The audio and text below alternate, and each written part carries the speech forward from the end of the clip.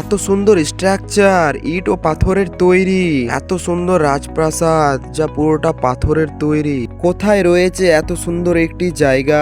এই জায়গা বিষয়ে জানতে হলে স্কিপ না করে সম্পূর্ণ ভিডিও দেখতে থাকো। তাই আমি আর আমার মামা বেরিয়ে পড়লাম এই ঐতিহাসিক জায়গাটির উদ্দেশ্যে। এই ঐতিহাসিক জায়গাটি রয়েছে গাজল থানার অন্তর্গত গোলগড় নামক গ্রামে, যেটি মালদা থেকে 17 কিলোমিটার দূরে অবস্থিত।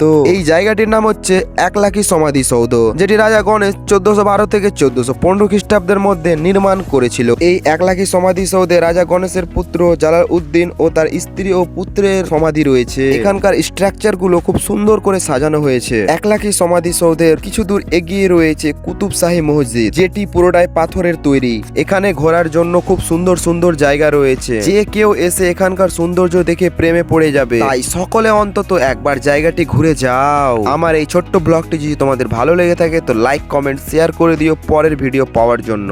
দেখা হচ্ছে পরের ভিডিওতে। টাটা।